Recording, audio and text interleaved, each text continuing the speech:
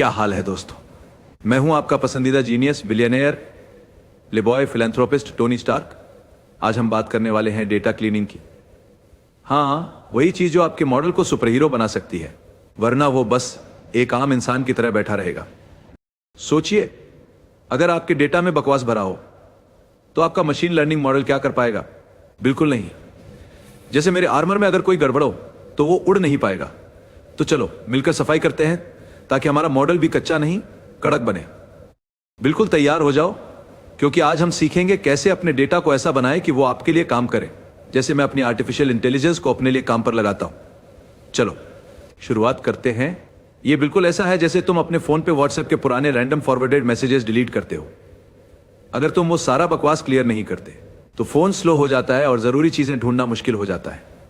Data cleaning भी ऐसे ही है। फॉरवर्डेड नॉनसेंस हटा दो ताकि तुम्हारा मॉडल यह समझने में टाइम वेस्ट न करे कि तुम्हारे चाचा ने 10 गुड मॉर्निंग मैसेजेस क्यों भेजे। इस वीडियो में हम 2 इश्यूज डिस्कस करने वाले हैं। पहला, मिसिंग डाटा से कैसे डील करें, और दूसरा, डुप्लीकेट डाटा को कैसे हैंडल करें। तो चलो पहले मिसिंग डाटा को हैंडल करना सीखते हैं। सोचो, आज तुम्हारा बर्थडे है और तुमने एक गेस्ट लिस्ट बनाई है जिसमें कुछ दोस्तों के नाम हैं, लेकिन कुछ दोस्तों के कॉन्टैक्ट नंबर गायब हैं। अब तुम एक दुविधा में हो कि उन दोस्तों को अपने बर्थडे के लिए कैसे बुलाओगे। यह उदाहरण मैं तुम्हें इसलिए दे रहा हूं क्योंकि जब हम एक मशीन लर्निंग मॉडल को ट्रेन करते हैं तो कभी कभी उस ट्रेनिंग डेटा में कुछ वैल्यूज गायब होती हैं, और ये गायब वैल्यूज हमारे एमएल मॉडल को गलत प्रेडिक्शन करने पर मजबूर कर सकती हैं। ये एक उदाहरण है डेटा फ्रेम बनाने का, लेकिन हमें नहीं जानना कि डेटा फ्रेम क्या है और इसे कैसे बनाना है, क्योंकि इस वीडियो का मुख्य फोकस है मिसिंग डेटा से कैसे डील करें और डुप्लीकेट डेटा से कैसे डील करें। तो हमने डेटा फ्रेम बना लिया है और अभी हमारा डेटा फ्रेम कुछ इस तरह दिखता है। अब हम देख सकते हैं कि स्कोर एरे में 2 मिसिंग वैल्यूज मौजूद हैं। तो अब हमें इन 2 मिसिंग वैल्यूज को अपने डेटा से हटाना है। इसके लिए हम डेटा फ्रेम पर ड्रॉपना नाम की एक मेथड का उपयोग कर सकते हैं और यह हमारे डेटा से सभी मिसिंग वैल्यूज को हटा देगा। तो अब हमारा डेटा फ्रेम कुछ इस तरह दिखता है। मिसिंग वैल्यूज को हमारे डेटा से पूरी तरह हटा दिया गया है।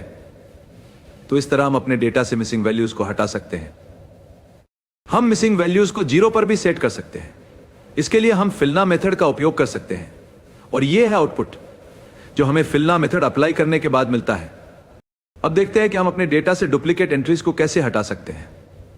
तो अब हम इस डेटा फ्रेम को उपयोग करते हैं। हमारे पास एलिस और बॉब 2 बार हैं। डुप्लीकेट को साफ करने से पहले अगर हम अपने डेटा में मौजूद डुप्लीकेट वैल्यूज देखना चाहते हैं तो हम अपने डेटा फ्रेम पर डुप्लीकेटेड मेथड का उपयोग कर सकते हैं और हम डेटा स्क्वायर ब्रैकेट्स डुप्लीकेट्स को प्रिंट कर सकते हैं। यह हमें कुछ इस तरह का आउटपुट दिखाएगा। लेकिन अगर हम अपने डेटा से डुप्लीकेट वैल्यूज को साफ करना चाहते हैं तो हम ड्रॉप डुप्लीकेट्स मेथड का उपयोग कर सकते हैं।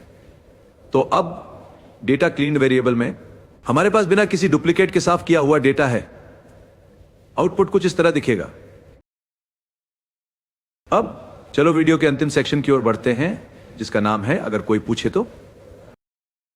अगर कोई आपसे पूछे कि मशीन लर्निंग में डेटा क्लीनिंग क्यों इंपॉर्टेंट है और मिसिंग वैल्यूज और डुप्लीकेट डेटा से कैसे डील करें, तो उसको बस ये 3 पॉइंट्स गिना देना। बकवास डेटा इक्वल बकवास मॉडल परफॉर्मेंस। मिसिंग वैल्यूज हटाने के लिए ड्रॉपना मेथड का इस्तेमाल करें। डुप्लीकेट वैल्यूज हटाने के लिए ड्रॉप डुप्लीकेट्स मेथड का इस्तेमाल करें। तो अब तुमने डेटा क्लीनिंग का इंपॉर्टेंस, मिसिंग वैल्यूज को कैसे हैंडल करें और डुप्लीकेट वैल्यूज को कैसे हैंडल करें, ये सब सीख लिया है। तो मेरी तरफ से बस इतना ही।